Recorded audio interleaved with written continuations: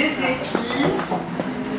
Donc je vais vous raconter le plat, c'est un curry vert thaïlandais, mais j'ai fait la pâte entièrement de curry entièrement moi-même. Et vous verrez que ça change tout, parce que c'est pas mauvais les petites pâtes de curry qu'on trouve, mais elles sont pasteurisées, donc en fait ça enlève tous les goûts, enfin ça amoindrit les goûts. Voilà. Donc non mais on a vraiment besoin de voyage. Enfin moi en tout cas. J'avais hésité. J'étais partie au début, les choux étaient super, mais je me suis dit allez je vais faire un chou farci. Et puis je me suis dit oh non. On va prendre l'avion, allez. Soyons fous. Et du coup j'ai ressorti mon dernier coulis de framboise. Donc il est temps que... Bon c'est pas tout de suite. Hein. C'est le mois de juin les framboises alors. On est marre là. Faut attendre encore un peu. Je vais filtrer l'autre parce que j'ai vu que le bord était ébréché. Je me demande si ça vient pas d'arriver. J'ai pas qu'il y ait du verre dedans.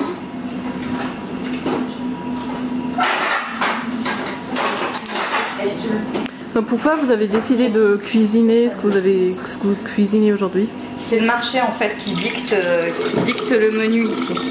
Donc j'ai choisi ce qui me faisait envie, c'est ce que je disais, les choux m'avaient fait envie, mais il y a aussi le contexte, la météo, là on est en fin d'hiver, c'est vrai que les légumes racines, les choux, les poireaux, on aime beaucoup ça, mais au bout d'un moment...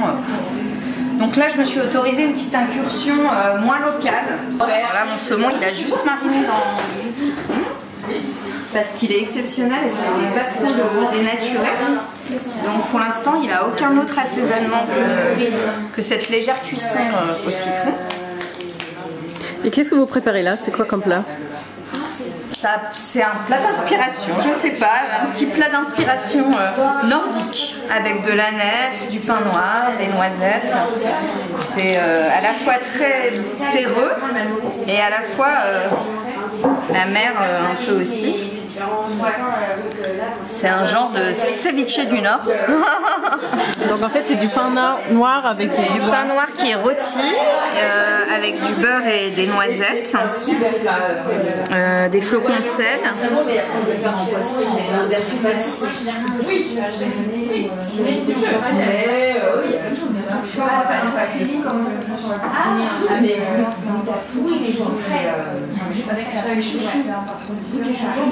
Et vous vous revendiquez en tant que nouvelle mère lyonnaise, donc qu'est-ce que ça vous inspire ça, ces mères lyonnaises? Alors c'est pas vraiment une revendication, c'est un peu un souhait. On aimerait, ça, pour nous en tout cas, ça évoque le fait de pouvoir accueillir tout le monde à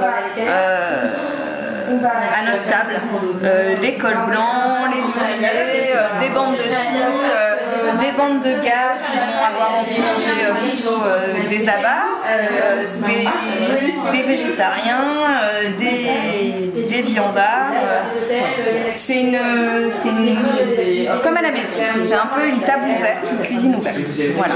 Parce qu'il y a la table, les gens qui viennent manger, mais comme on est dans cette impasse, il y a aussi la cuisine qui est ouverte à tous et souvent les gens rentrent, passent un petit moment avec nous, boivent un café, on échange, pas toujours seulement à propos de la nourriture. Une cuisine c'est un lieu d'échange et de parole, pas que un lieu de gourmandise. Et les mères lyonnaises, pour vous ces femmes, elles ont une grande importance pour la cuisine, pour votre cuisine, comment vous les voyez?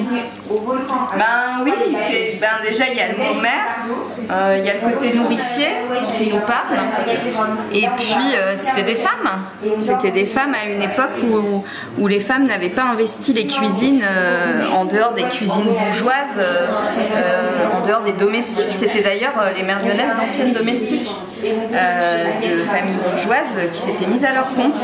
Donc ça on est sensible à ça aussi parce qu'elles ont participé de l'émancipation des femmes et puis de l'entrepreneuriat aussi féminin. Voilà, c'était des femmes patrons. Et dans le domaine de la gastronomie, qui est encore aujourd'hui rare. Café, dans un resto, après on est dans son atelier d'artiste. Et je me suis dit...